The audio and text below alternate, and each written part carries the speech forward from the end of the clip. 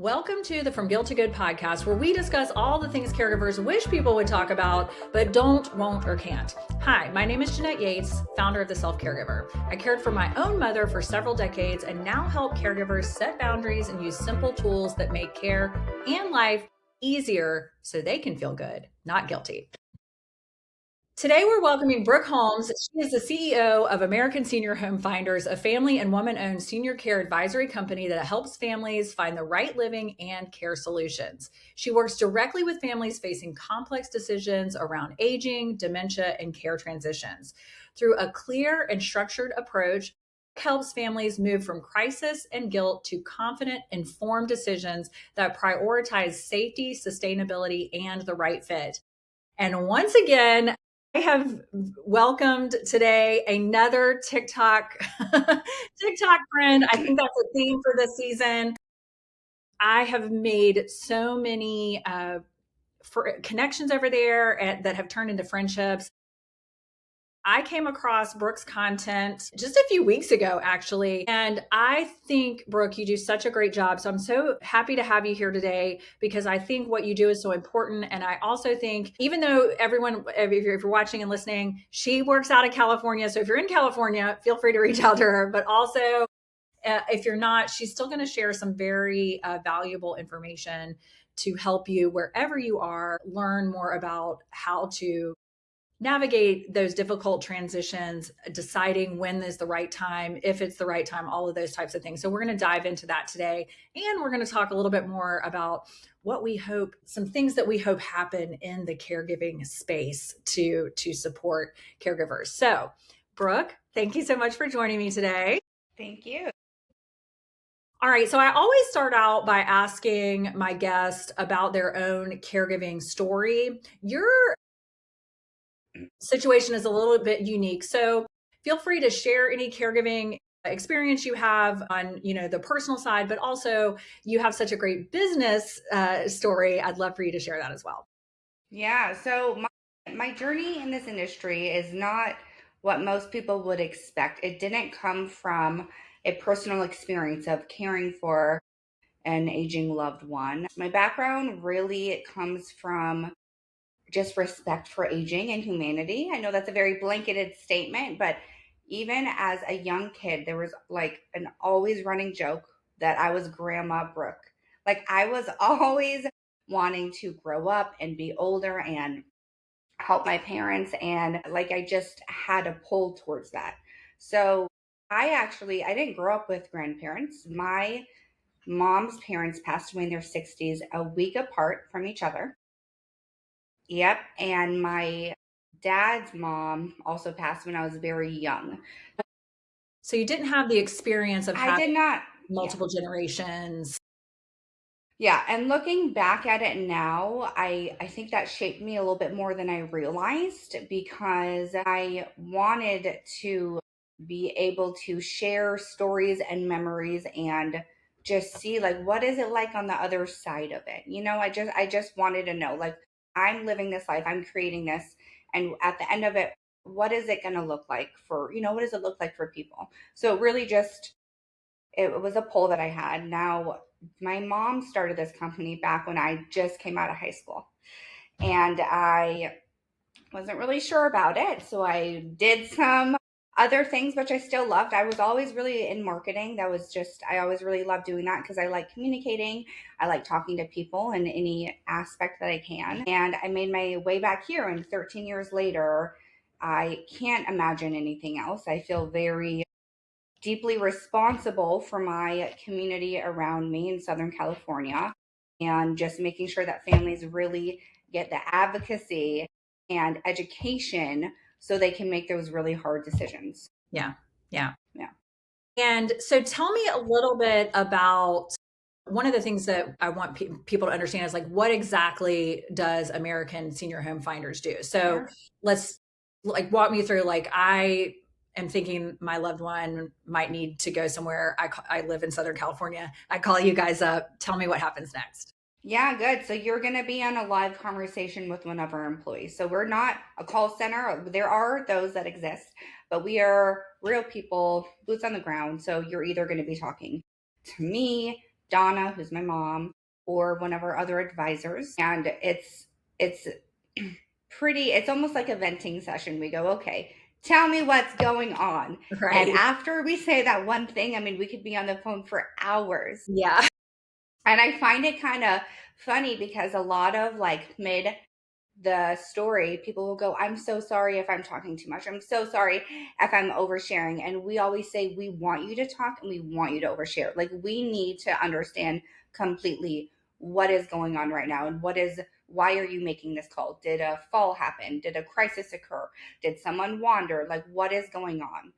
And really, from that first initial call, we're going to know, okay, either a crisis happened, but you don't need to move mom or dad out of the home, but let's figure out how to make it safe and better in the home, and let's figure out how to get you more support so you guys can have sustainability and not continuously have these crises going on. So that way we would, we partner with our local companies as well and colleagues with in-home care, with home safety assessments and getting things installed in the house. And there's so, I mean, I think people don't realize how many resources there are out there, but it's a matter of actually taking advantage of them, because that's Yeah, it's very, I noticed that too, how like I think they're doing better at communicating that, but there are resources that are just hard to find. It's yeah, like, it's hidden on a website somewhere 5 clicks in, and people just don't have the time or patience or energy to deal with that right now. But I love that it within your company, there is this sense of really getting to know the people. And also, I think it's important. One thing that's different about what you do and some other places we might call or log into, right? You're not necessarily just finding placement. You're helping us understand if that's necessary or if there are resources that if you want to keep your loved one at home or their home, if there are resources that can help you do that. I think that is one thing that makes it so intimidating to reach out to a lot of these companies, because I know when I did it for my mother, uh, I was inundated with phone calls, emails, all the yep, things, and everybody had an angle. yep, And so it made it very hard for me to make an informed decision, um, because I was getting, biased information or information that was, good for the company they worked for, not yes, necessarily what I good needed. for you.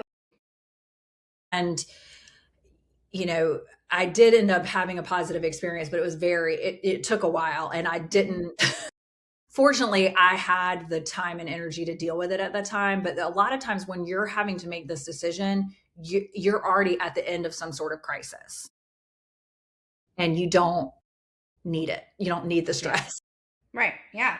And you're right, those conversations can be they're one-sided. They go, oh, this happened, good, come into our community, let me show you what it's going to be like if you make the change, which is fine. They are doing their job. I mean, we work with communities and we work with them, but yeah, we know that that happens. So we are not there to say, oh, good, let's make a move, or good, you need to change everything. It's like, we're going to meet you where you are. And it's very person centered. Like, what is happening with you and what is happening with your loved one?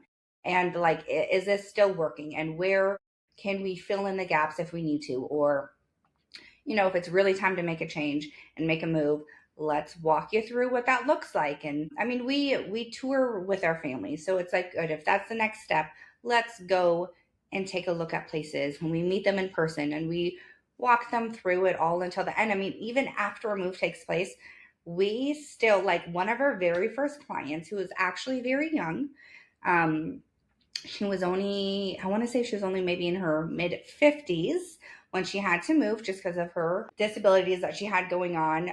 We still talk to her. She's still in the same place that we moved her to. She's doing really, really well, but we like keep our connections, and we're trying to, obviously we have a company, but we want to build like what the future can look like and what care actually looks like in this industry. Not just, oh, a nursing home and great, they can go on off and leave it up to God to figure out what to do. Yeah.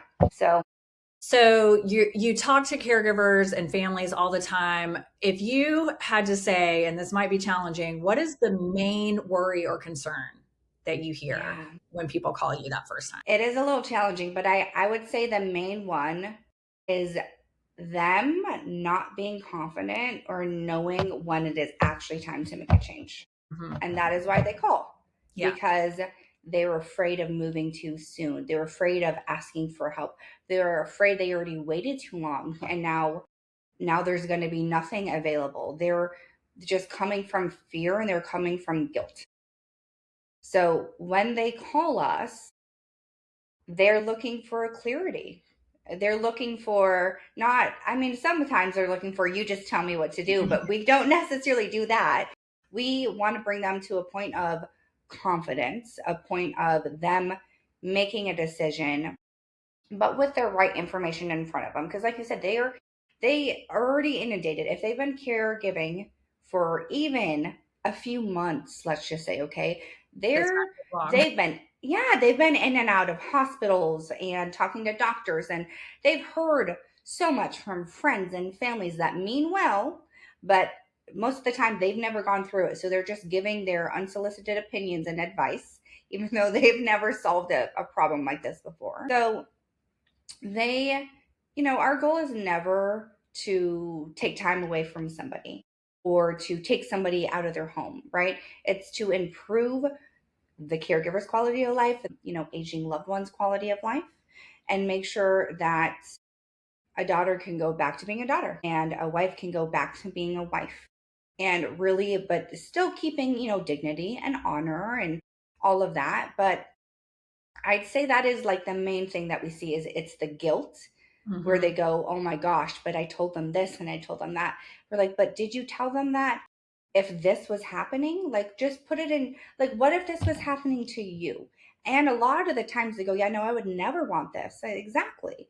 So Well, and there's of course, nothing wrong with it, but yeah, that's part of my story, right? Is like my mom had, I had told my mom since I was a little girl that I would never let her go into a nursing home. And then, of course, like, yeah, it had circumstances. to happen. And so there was this, I had to understand that I wasn't breaking a promise. I was actually keeping the promise, which was she didn't want to go in a nursing home because she thought it was dangerous. Hmm. But what was really dangerous was her not to have the care that she would get in the nursing home. And so when I understood that, I made a promise that I had no way of understanding what I was saying, not only when I was a child, obviously, but even like as a young adult and I was still, a part of her care. I'm 25, of course, like, yeah, we'll take care of it. We'll figure it out, whatever. But, 20 years later, it's a different story. And I think like caregivers really can reframe that promise Hmm. because what is the essence of the promise? The essence is you want them to be safe. You want to help them live as long as they can, as long as they want, like you want to support them. But at the end of the day, we can't make promises based on information that we don't have. And we don't ever know what the level of care someone is going to need 10, 15, 20, 30 years down the road. And so for me, that really helped me feel less guilty about making those shifts in my mindset. And then I had the time to kind of make those shifts in her mindset too. So by the time we did have to start having the real conversations, it wasn't out of left field. Like we had already kind of like addressed like, okay, we're doing the best we can to keep you home, but if XYZ happens, we're going to have to, those are the things, Hmm. those are the markers we're looking for. So I love that you do that. I also, I want to pivot to talking about one of the things that when we were talking beforehand that really struck me was, and you mentioned it already a little bit, was the personalization that you strive for. So you're meeting people where they are, you're listening to what they need, you're finding them resources, whether it's in their own home and placement for their loved one. Hmm. But even with that placement, when you are going on those tours with them, you're bringing an extra level of support to make sure you're asking the right questions because a lot of times we don't even know what to ask when we go. We're just Totally. and of course it's bells and whistles and shiny and everything is spick and span, and it's Hmm. all that. So we don't really know what we're looking for other than like, you know, is there a spot? Can I afford it? Kind of Right, thing. right. Is there a spot? Can I afford it? Is the Yeah. room big enough? Will the Yeah. bed fit in here? Is there food? Yeah. So like we're Yeah. not really thinking through all the things, but you mentioned like the personalized level of care that you advocate for when you're on those tours and when you're helping somebody get set up. Can you talk a little bit more, like give us an example of how that might Absolutely. I mean, these are might be low level. I wouldn't say low level, silly examples, but they actually mean a lot. And if for Yes. any caregivers listening or watching to this, I'm sure you will understand, right? But let's just say going through a tour, you are right. They're going to say, good, here's the salon and here's the dining room and we have a this and that. And it's like, great, this is all amazing. But we always make sure, and it usually happens at the beginning of the tour and then again at the end of the tour, we sit down and we have a really candid conversation. And these conversations are not easy to have alone. And that is one of the reasons why we like to be there, because you're talking to a stranger, okay, who's talked to a lot of families, and you think, oh, they don't really want to hear any of this, and they just want to show me the place and yada, yada, yada. And some of them will just give you the rote answers and tour, and some of them will go in depth with you. But we're there to go, let's actually talk about the main concerns here and what is the goal. Because the goal isn't just, let's just move mom. The goal is you have been caring for your loved one. You have systems, you have protocols, you have routines, and you don't want all that just to suddenly change for them because you don't feel like you feel like that's going to be destructive. So, how can we work through that?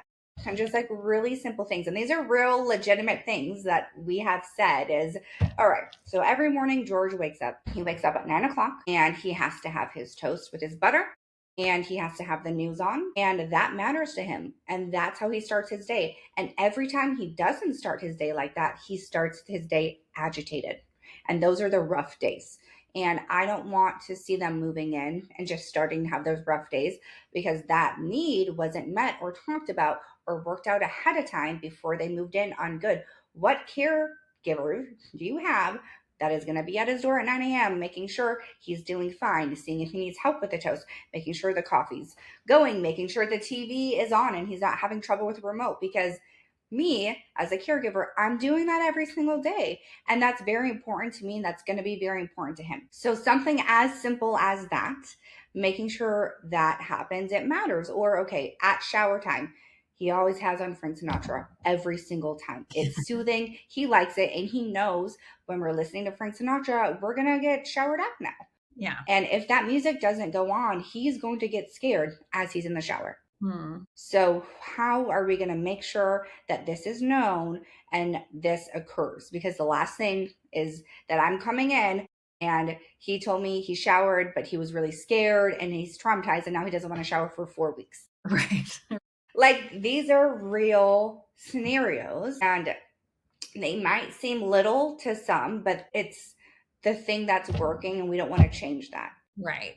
And some things And may have to yeah, change over the course of the time they're there. But when absolutely. you're going in, you want to try to make things as, a lot of places, especially when you're doing assisted living, right, where you have a little bit more freedom with like the types of stuff you bring in, right? Like, so you bring it.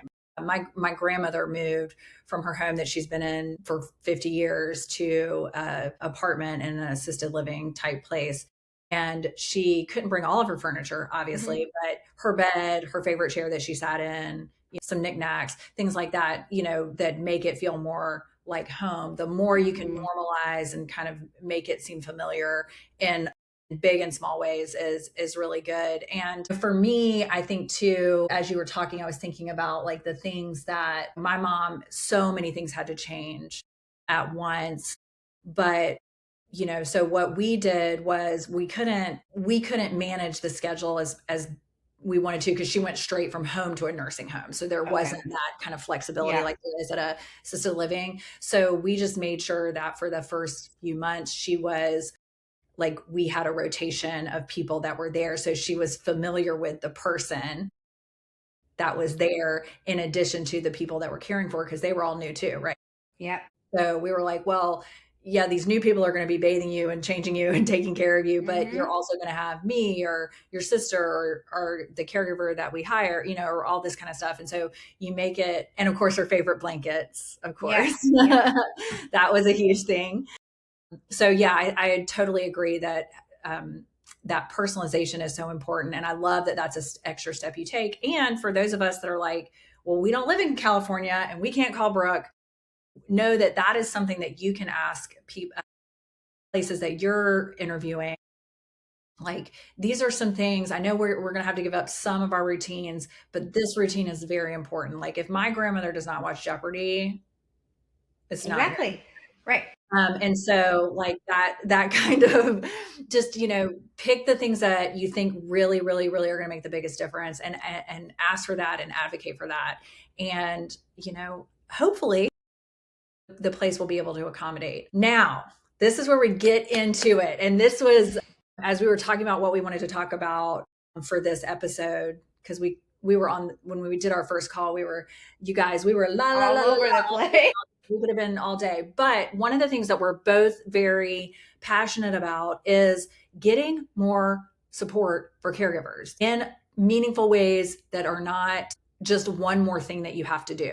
Mm-hmm. And one of the things that a lot of caregivers are doing is they're doing their caregiving at night and, in the middle of the day in between, but they're also working. And so they have these jobs, and the idea that like, I've got to work, I've got to take care of my loved one, and then I got to go to an extra support group or class or whatever is very overwhelming. So we were talking about this big opportunity that companies and organizations have to meet the needs of their employees. And so I want to hear like just as the kids say these days, I'm gonna let you cook on it. Let me cook on it. Let's see what I'll happens. let you cook on it a little bit and what you have seen in the space already and what you are hoping for as far as when it comes to workplace support. Yeah. Well, so a large portion of the workforce is now in their 40s and 50s. Yes. And the reality is they're going to be taking care of an aging loved one. Like, there's no way of stopping that. We're aging, their parents are aging. And even as healthy as people are, there's still a point where the body just starts to age and things occur and they need help. So it impacts, like you said, it's going to impact every aspect of someone's life, right? And it goes it gets noticed when they're not at work or they miss this or they miss that. And, we get the calls of, hey, I'm on my lunch break right now. Or I just had a deadline. I can't talk for the next 4 days. Meanwhile, these things are still happening at home and they're not able, they're seeking outside help for support, which is fine. It's not like their employer is going to solve it for them. But I hope that we can see more just caregivers being able to be a little bit flexible during those times, right? I mean, you have moments of like maternity leave, right? And this is not to be a comparison, but this is still on a very level of an important milestone, I guess you could say, in someone's life is when this is occurring. So flexibility, maybe they're going to be able to work remotely for the next bit of time as they, go through this, but also just basic education, just like education is offered in the workplace for retirement, for, I don't know, so there's so much that, some people have book clubs, like people get very extravagant, which is amazing and it creates a fun culture, but actually having education or at least resources available of, hey, what if you have an aging parent or what if you have a caregiving situation? How is that going to work within this company? Right. That is what I would hope to kind of see. But yeah, the truth is it's not there. It's not there yet. Yeah. And yeah, go ahead. Yeah. No, the only way, and I make a habit of this. I don't really know if it goes super far, but I always ask, what do you do for work? They'll say, oh, I'm in finance. I'm in this, I'm in that. I go, okay. Does your employer know what's going on? Does your boss know what's happening right now? And they go, well, no, I've been, I didn't really want to share it. And I go, okay, well, just so you know, there might be a point where you need to, because it is that serious. And you're going to need a little bit of extra support, and you're going to need those 5 days off Mm-hmm. if we're going to be able to get through this together. Right. Like it puts them in a little bit of an uncomfortable situation, but sometimes it's needed. I was very fortunate to be able to, I worked in an industry that by nature was very understanding and supportive of, because I worked in a faith based environment. And so that, they were aware of my situation and understood it and then kind of came along with me. But then even when I got hired to work for a company, I sat down with them and I said, listen, it was interesting because I had a part-time job with the company at the time. I was working like 8 hours a week. And then I was also working full-time for like my day job. And then I was caregiving, and I also had kids in middle and high school at the time, et cetera, et cetera. And I went to the company and I said, listen, I want to come work for you more than 8 hours a week so that I don't have to have these two separate jobs on top of parenting and Yeah. caregiving. And so they knew from the get-go that I was a caregiver and that I was the primary caregiver, and I had a lot to do, and that my mom was very sick. And they were able to, with open eyes, embrace me and kind of walk me along. So they were very, very helpful. But of course, not everybody goes into their job knowing, they're not a caregiver already. It happens when they're there. But I think the ability to be able to say, because for a period of time, it may not affect your work, but there's going to be some times where it does. And you want there to already be that open conversation so that it's easier when you broach the subject, I think. And Yeah. I think that would be helpful, like from an HR perspective and from like a personal perspective, is like if you're not blindsiding them. And also, as I think as caregivers, we want to feel like we have it all together, like we can handle it. Like Yeah. it's really hard, but we've got it. But then when things start to fall through the cracks, because it Yeah. does. Sometimes, I have literally been on a, Facebook Live for the company I worked for and gotten a call from the emergency room. What are you supposed to do? Right. So, like, sometimes stuff like that happens. But for me, it wasn't a big deal because I was able to say, hey, I'm going to pass this off to my colleague, and get off the thing and then slack my team, because they already knew that this was a thing in my life. So the open conversations really helped me. But I do agree that this is not something that is going to be able to be avoided. I think, we talk about this all the time on the podcast, how that big, huge generation is they're getting older. People are living longer, but not necessarily living as well, Mm-hmm. into those later years. So the number of people needing care is going to increase, or is increasing as we are talking right now, probably Yep. in the 30 minutes By we've the been on. minute. I don't know. I'll have to do some stats on that. Like in the last 30 minutes, Oh my gosh. Yeah. The XYZ stats exist. new caregivers. Yeah. And like you mentioned, the people that are running these companies are either caregivers themselves or maybe starting to need care. Yeah. So the Yeah, awareness is absolutely. there, and we just Yeah. need to tap in, like this, like jiggle that a little bit. Like, hey, you're starting to pick up on something. This is where you can step in and provide an extra support for your employees. Just like what happened with the increased support for parents in the workforce. It's just going to be, it's a different milestone, but it is that similar in that way. And the more that we can advocate for it and get the word out and reach out for people like you and me that are in this space business wise, we can reach out to these companies. But what can individuals do to encourage their employers to adapt with and support this growing group of people? Yeah. So as individuals, we need to stop hiding that we're a caregiver. We need to, it's not a weakness. It's not something to be embarrassed about. It is just a reality, and it's a part of life. And some people get to that part a little bit earlier than they think they're going to. And some people get to it right at the spot that they imagine it's going to happen. But I feel it's just like more recently is there is a lot. Well, I mean, like you said, we need to pull the stats. I mean, the silver tsunami, right? It is happening. We are living in it. And we need to start making our employers more a part of that conversation and saying, not some kind of ultimatum like, okay, I'm, presenting a problem. Like, I'm going to be late and I'm going to be this because this and that. This is what's going on with me. This is what's occurring. And I need some kind of help and support. This is what I'm doing currently. But where, do you guys have resources? And it's going to put it on them and it's going to bring that awareness there. I mean, that is kind of what I see on it being able to happen. We have done talks before at companies.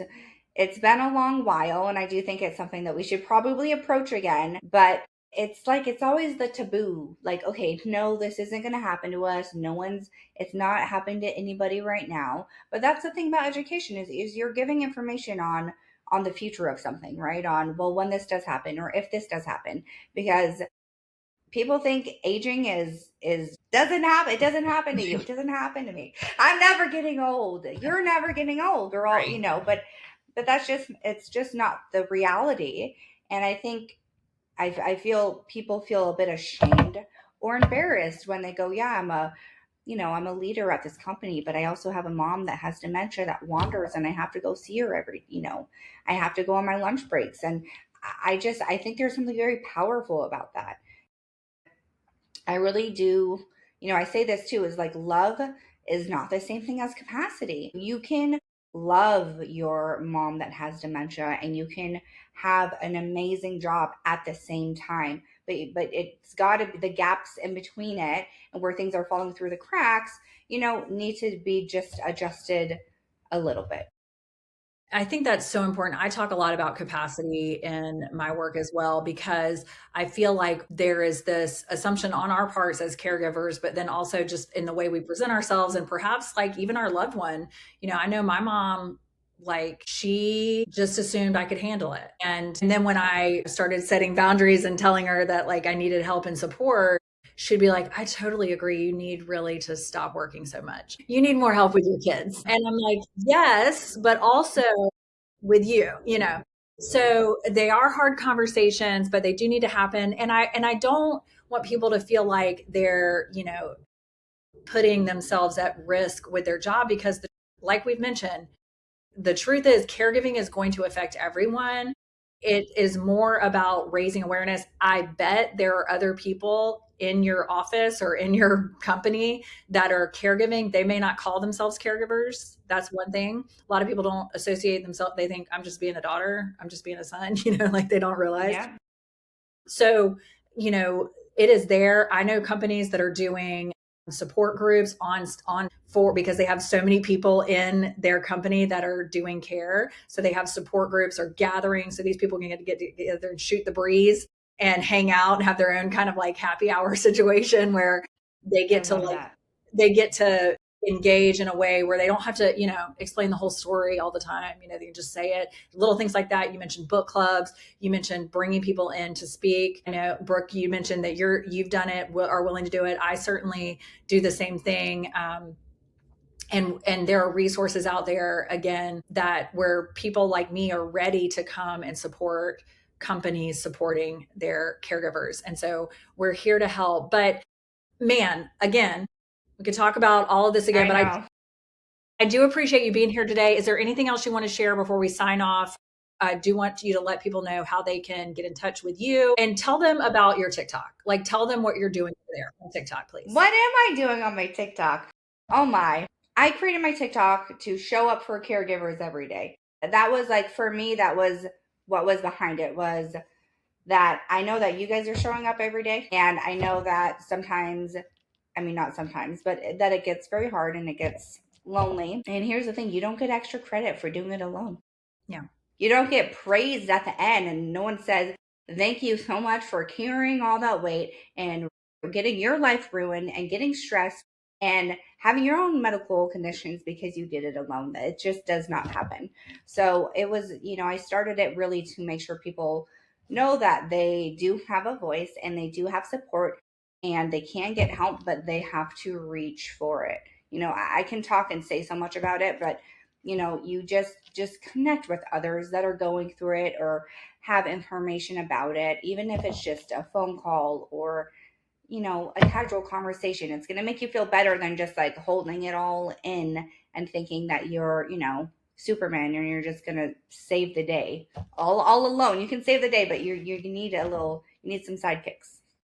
So I will link your TikTok in the show notes. One of the things that I really like for all of you listening and watching today about Brooke's TikTok is that she is not promoting her company. She is promoting strategies, techniques, skills. She talks about how to have the hard conversations, things to look for, questions to ask. But she's, I didn't even know she had a company until like we were getting on the phone with each other. It's not a push like that. So you're really just getting good information that you can use, whether you live in Southern California or not. So that's one of the things that I always appreciate about businesses that are reaching out to caregivers. They're just sharing stuff that can help us. And then we're going to go, like, if we need you, we'll reach out. But, I think that's very important. So I will link that in the show notes. Brooke, thank you so much for joining me today.